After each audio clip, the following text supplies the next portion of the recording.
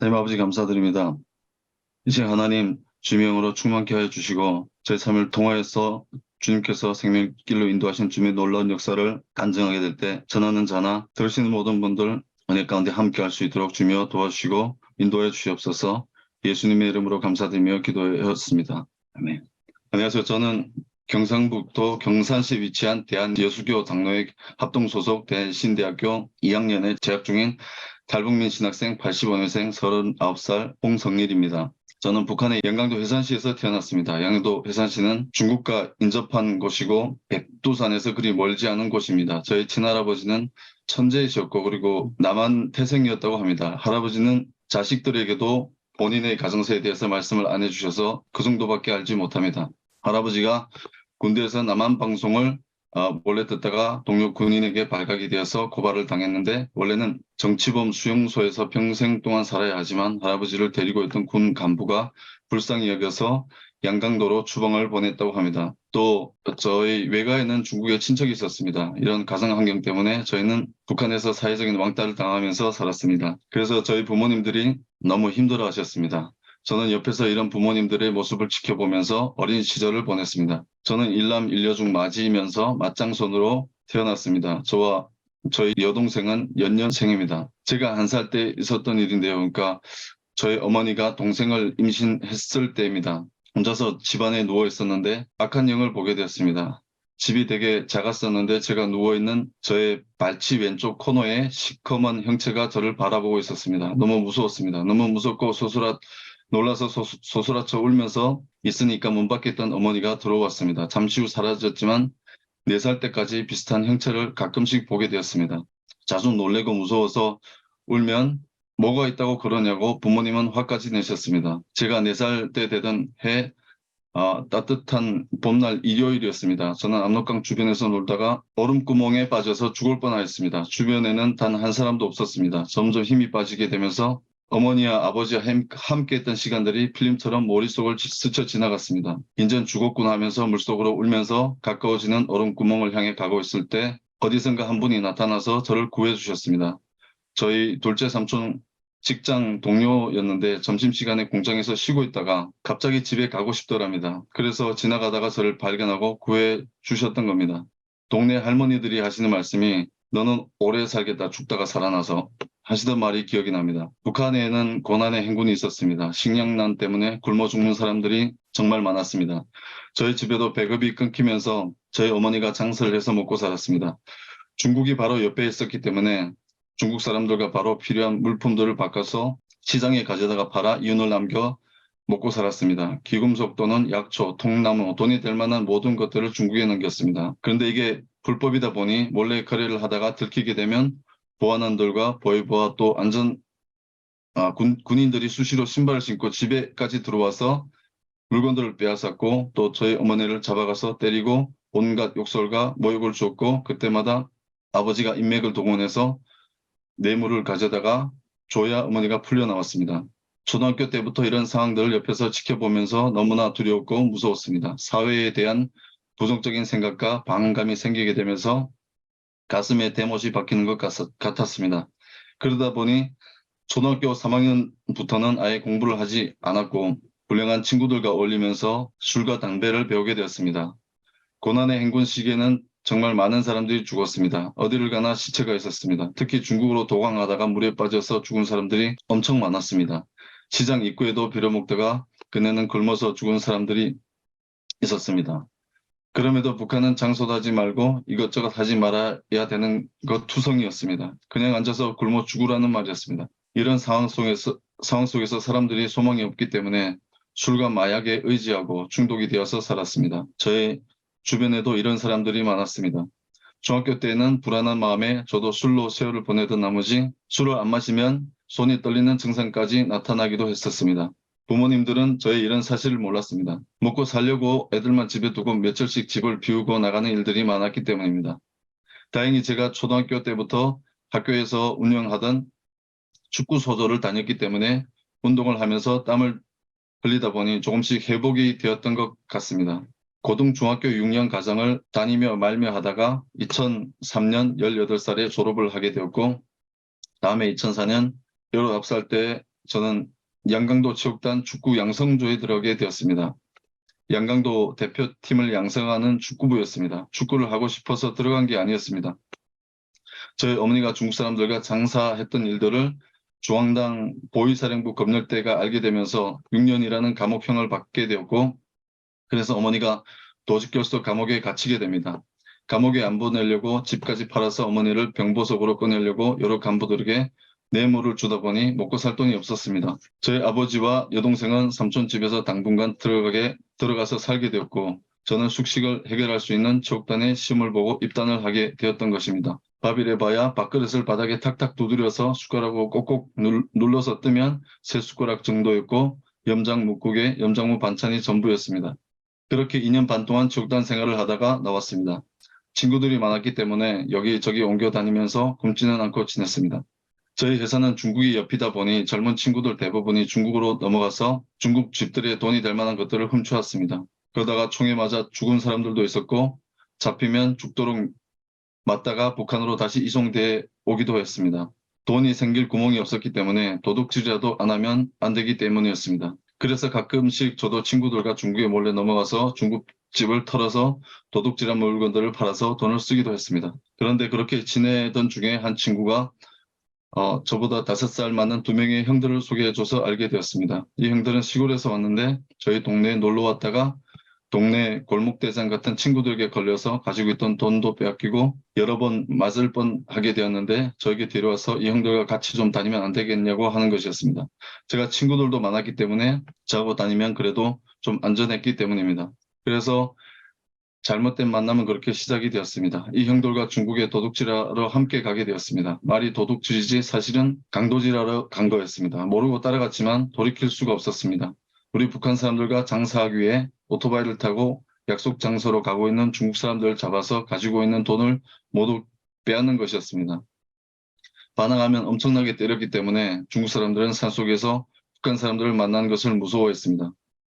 저는 처음이었지만 이 형들은 이런 일들을 자주 했던 것 같았습니다. 그러던 중에 저희가 있는 곳을 어떻게 알았는지 중국 공안이 저희가 있는 곳으로 오게 되었고 10여 명의 중국 군인들이 무장을 하고 저희를 쫓아왔습니다. 쫓기다가 풀숲에 숨었는데 공안들이 달려와서 제가 숨어있는 쪽을 향해서 소총을 난사했습니다. 순간 죽었구나 생각했는데 총알이 단 한 발도 맞지 않고 다 빗나갔습니다. 그렇게 구사일생으로 압록강을 다시 건너서 북한으로 가다가 끝내는 북한군 경비대에 잡혀서 며칠 동안 감옥 생활을 하게 되었습니다. 잡혀있는 동안 군인들에게 엄청나게 구타를 당했습니다.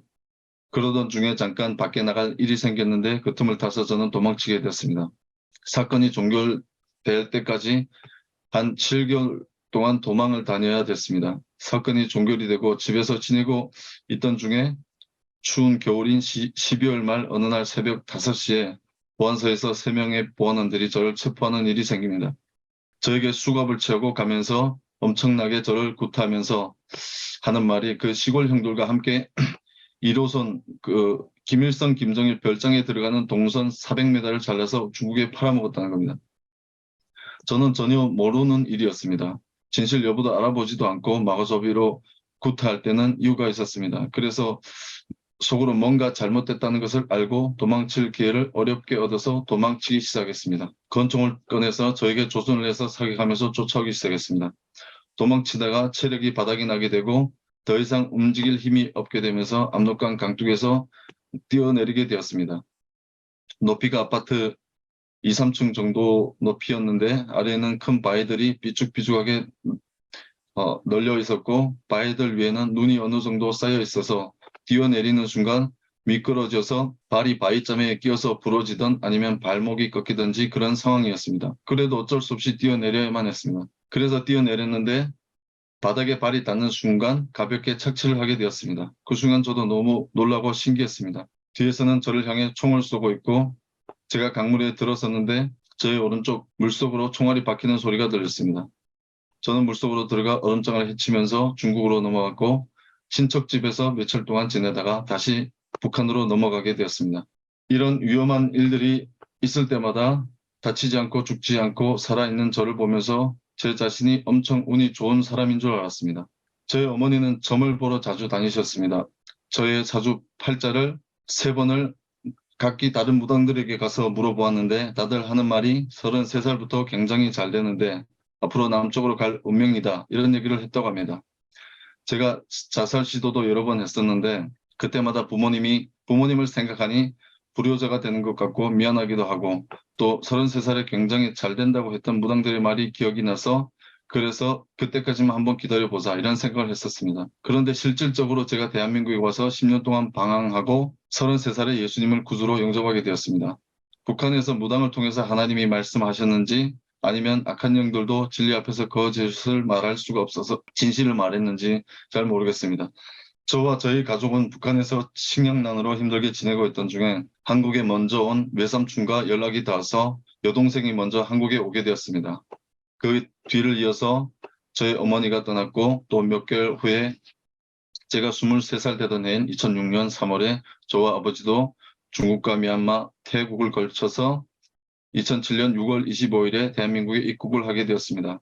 국정원 하나원 과정을 거쳐서 2007년 11월 경기도 성남시에서 정착 생활을 시작하게 되었습니다. 불행 끝 행복 시작인 줄 알았습니다. 대한민국에 와서 10년 동안 회사 일에 현장 일에 중국집 짜장면 배달, 치킨, 피자 배달을 하면서 돈을 쫓아서 살았지만 매번 자살하게 되었고 열등감과 공허함 때문에 대한민국에 와서도 자살 시도를 여러 번 했지만 그때마다 운 좋게 살았습니다. 여전히 술과 담배에 찌들어 있었고 나중에는 온라인 도박에까지 빠져서 얼마 없는 돈도 다 날리고 마음 둘 곳도 없이 지내던 중에 알고 지내던 조선족 형을 통해서 중국의 이용지라는 사람이 만든 팔원궁이라는 심신 수련을 소개를 받아서 한 1년 넘게 해보았습니다. 내용은 진실하고 선하고 인내해서 자신을 저하고 나가서 사회를 이롭게 한다. 이런 내용이었는데 하지만 시간이 지나갈수록 더욱 저의 마음은 공허해지고 지치고 힘이 들었습니다. 그리고 예전부터 조금씩 아팠던 심장이 심각하게 아파오기 시작했습니다.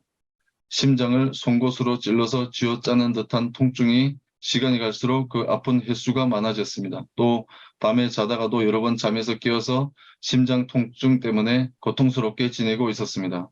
그래서 저는 나는 얼마 살지 못하겠구나 이런 생각을 하면서 죽을 날만 기다리고 있었습니다. 그러던 중에 유튜브에서 어느 외국인 자매가 천국과 지옥 간증을 하는 것을 듣게 되었습니다. 천국에서 예수님을 배웠는데 그분이 만왕의 왕 만주의 주라는 것이었습니다. 그 순간 저는 예수 그리스도가 누군지 알고 싶어졌습니다. 어느 날 오후 2시쯤에 오토바이 배달 일을 하고 있던 중에 갑자기 십자가에 달리신 예수님을 보았습니다. 눈물이 나서 골목길에 들어가서 오토바이를 세우고 울었습니다. 그 후부터 점점 갈급함이 생기게 되었고 지인에게 전화를 해서 알고 있는 교회 전화번호를 받게 되었고 그렇게 탈북민 김건우 목사님과 교회에서 만나기로 약속을 하고 인천 하나라 은혜교회로 나가게 되었습니다. 약속한 날 교회 나가니까 김건우 목사님하고 탈북민 사이에 관심을 가지고 계신 경기도 인덕원 교회 목사님이 함께 계셨습니다.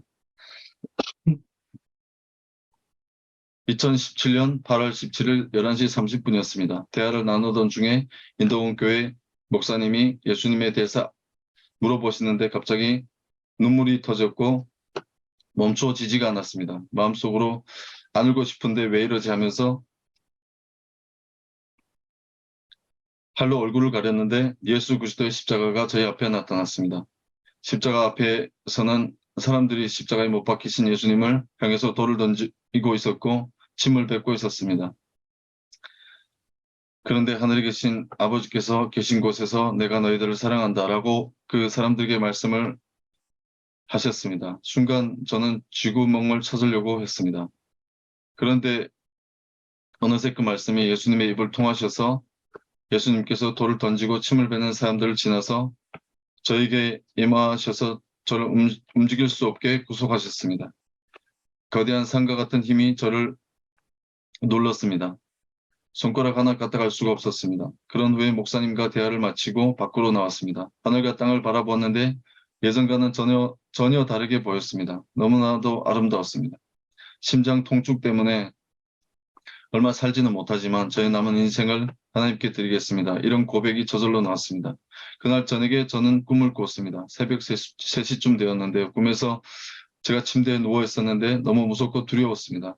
두려움이 너무 심해서 손가락 하나 움직일 수가 없었습니다. 그런데 갑자기 저의 입이 열리더니 예수 그리스도 이름으로 떠나가라 하는 것이었습니다. 잠에서 깼는데 꿈에서 보았던 모습 그대로 제가 누워 있었고 꿈에서처럼 두려워서 저는 움직이지 못하고 있었습니다. 그 순간 꿈속에서 했던 말이 기억이 났습니다. 예수 그리스도 이름으로 떠나가라 했더니 저의 발끝에서부터 시커먼 것이 올라오더니 저의 머리 쪽으로 쭉 빠져나가는 것이었습니다. 그 악한 영이 바로 제가 1살 때 저의 발치 왼쪽에서 저를 지켜보고 있던 그 악한 영이라는 것을 시간이 좀 지나면서 알 수가 있었습니다. 제 삶을 도둑질하고 파괴시킨 악한 영이었습니다. 그리고 며칠 후 김건우 목사님이 최강수 선교사님을 소개시켜 주셨고 그래서 성경 통독반에 올라가게 되었습니다. 말씀 통독과 잠시간을 이용해서 말씀 암기와 방언 기도도 하게 되었습니다. 말씀 통독을 하던 중에 시편 16편 7절 말씀 나를 훈계하신 여호와를 송축할지라 밤마다 내 심장이 나를 교훈하도다. 이 말씀이 화살과 같이 저희 심장에 와서 박혔습니다. 심장을 묶고 있던 또 다른 악한 영이 떠나갔습니다. 순간 평강이 저에게 임했고 통증은 단 1.5초 만에 사라졌습니다. 통독반 생활을 하면서 초자연적인 역사들을 하나님께서 말씀으로 보여주셨습니다. 통독을 하던 중에 일본과 뉴질랜드의 컨퍼런스를 다녀올 기회도 있었습니다. 특별히 일본에 갔을 때 오사카 일본 순복음교회 목사님과 몇 안 되는 성도님들과 함께 전도를 했었는데 그때 하나님이 일본 영혼들을 사랑하시는 마음을 부어주셨습니다. 그 이후부터 북한에서 가지고 있었던 일본 사람들에 대한 부정적인 생각이 바뀌게 되었습니다. 동독반 생활을 하기 전에 지금의 저의 와이프와 여자친구로 사귀고 있었습니다. 동독반 생활을 하던 중에 하루는 최강 목사님 말씀이 결혼을 안 하고 여자를 만나는 것이 비성경적이라는 것을 아냐고 물었습니다. 마음에 찔려서 3주 동안 어렵게 와이프를 설득 끝에 결혼 등록을 하게 되었습니다. 그때 하나님께 이런 기도를 했습니다. 하나님, 만약에 저에게 자녀들을 주시면 하나님께 다 드리겠습니다. 그리고 나서 첫째를 임신을 했는데 유산을 하게 되었습니다. 두 번째 임신했을 때는 시편 1편을 묵상하면서 하율이라는 이름을 지었습니다. 하나님의 복음이라는 뜻으로 지었습니다. 그런데 산부인과에 가서 검사해보니 또 유산할 가능성이 크다고 했습니다. 통독반이 끝날 무렵에 최강 목사님이 금식 기도를 한 번씩 하면서 기도 제목도 나누자고 하셨습니다. 저의 기도 제목은 나라와 민족을 위해서였습니다. 좀 멋있게 보이려고 그랬습니다. 나라와 민족을 위해서 기도해야 된다는 것을 머리로는 알겠지만 마음에는 크게 와닿지가 않았습니다. 그러던 중에 경기도 용인의 기쁨의 교회 정의용 목사님이 오셔서 잠언 16장 2절 3절 말씀을 전해주셨습니다. 사람의 행위가 자기 보기에는 모두 깨끗하여도 여호와는 심령을 감찰하시느니라. 말씀을 듣는데 마음속에서 하나님이 하율이를 선물로 주신다는 감동을 받게 되었습니다. 그래서 하율이가 건강하게 태어나게 되었고 그 이후부터 연년생으로 둘째 하은이, 셋째 하임이, 넷째 하영이를 선물로 주셨습니다. 아이들을 선물로 받으면서 아이들을 위해서 기도하게 되었고 또 아이들이 앞으로 살아갈 땅을 위해서 나라와 민족을 위해서 마음으로 기도하는 저를 보게 되었습니다. 빌립보서 2장 13절 말씀에 너희 안에서 행하시는 이는 하나님이시니 자기의 기쁘신 뜻을 위하여 너희에게 소원을 두고 행하게 하시나니. 아멘. 동독반 졸업과 동시에 최강 목사님이 총신대학교에 가라고 하셔서 19학번으로 입학을 하게 되었습니다. 공부를 제가 안 해봤기 때문에 듣고 어느 정도 이해는 되는데 나머지는 할 줄 아는 게 하나도 없어서 조별 과제를 할 때마다 도움을 구하러 다녀야 했습니다. 돈이 없어서 학우님들에게 음료수 하나씩 사주면서 도움을 구하는데도 학원님들이 너무 잘 도와주어서 다행히 F는 어렵게 면했습니다. 하지만 그때가 제 인생에서 가장 기쁘고 행복했던 시간들이었습니다. 총신대학교에 다닐 때 밥 사 먹을 돈이 없어서 하루에 한 끼씩 먹으면서 다녔습니다. 돈이 없으니까 어쩔 수 없이 금식을 해야 됐습니다. 저녁에 집에서 밥을 먹고 학교에 가서는 금식을 하고 남들이 공부하고 밥 먹는 시간에는 잠시간마다 대학교 기도실에 들어가서 기도했습니다. 이게 참 너무 은혜의 시간이었습니다. 말씀 한 구절을 먹고 그 말씀에 순종했습니다. 그리고 또 기도했습니다. 그랬더니 점점 하나님의 임재가 가까워지는 것을 느꼈습니다. 기도 시간은 점점 길어졌고 저에게는 감사가 넘쳐났습니다. 그러는 동안 와이프는 저에게 용돈을 주느라고 임신 중에 가끔씩 굶었다는 사실을 나중에야 알게 되었습니다. 학교와 신앙생활에 전념하다 보니 와이프를 돌보지 못했습니다. 그러다 보니 와이프가 우울증에 걸려서 자살 충동까지 생기게 되었습니다. 2학년 2학기를 올라가기 전에 1학기 성적도 안 좋았고 채플도 패스를 못 받게 되면서 학교에서 저는 제적을 당하게 되었고 와이프가 첫째, 둘째를 출산을 하고 셋째를 임신을 하게 되면서 육아를 도우면서 탈북민 교회인 인천 하나라 은혜교회에서 주일 찬양 인도를 하게 되었습니다. 1년 동안 육아를 하면서 지내고 있었는데 2021년 10월쯤에 최강 목사님에게서 전화가 왔습니다.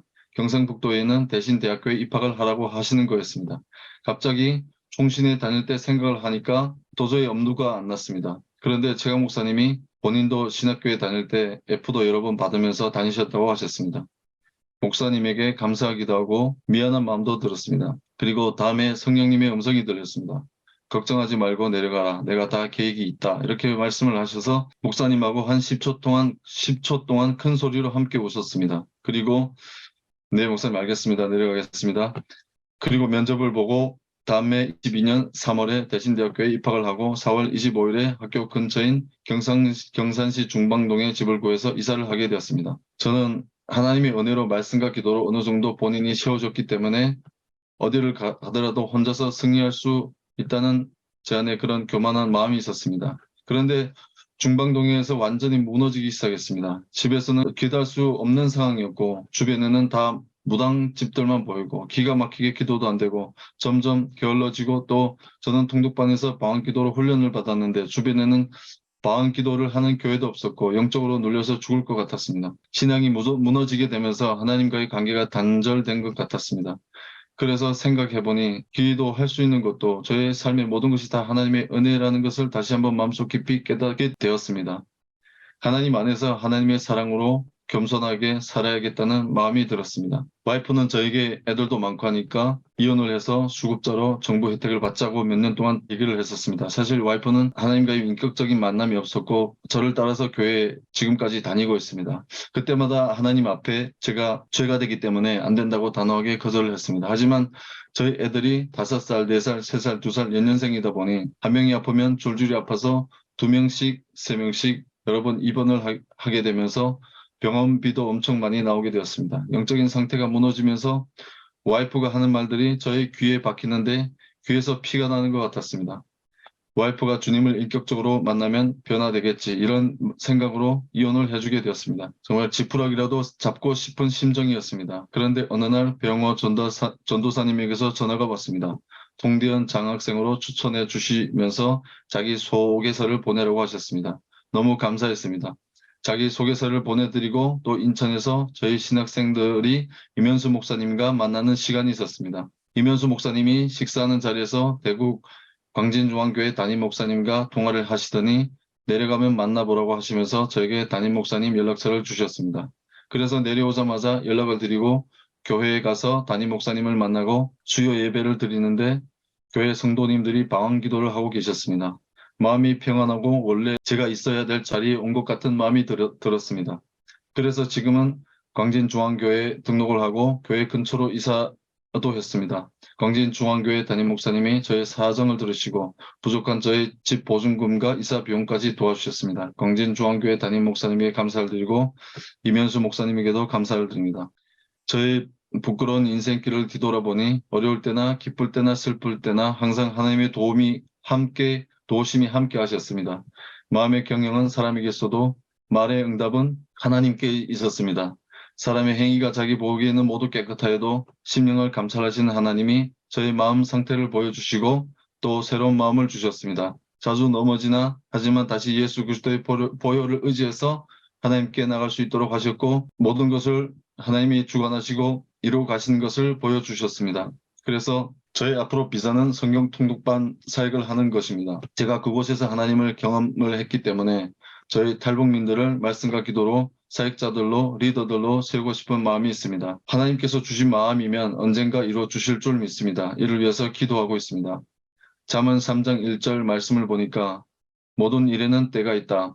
천하의 범사가 기한이 있고 모든 목적이 이룰 때가 있나니 라고 때에 대해서 말씀을 하십니다. 예, 하나님의 때가 최고입니다. 주님 회개 삶을 살아갈 수 있게 도와주시기를 간절히 바라고 원합니다. 또한 1907년 평양에 임하셨던 성령의 대붕의 역사를 다시 한번 대한민국에 7배로 부어주시기를 간절히 사모하며 기도합니다. 그래서 복음 통일을 주셔서 주님과 함께 북한을 살리고 열방을 살리는 제사장 민족으로 저와 대한민국의 거룩하신 목회자 성도님들을 사용하실 줄 믿습니다. 아멘. 주님, 저의 삶의 모든 것이 다 하나님의 은혜였습니다. 할렐루야. 모든 영광과 감사를 하나님께 올려드립니다. 감사합니다.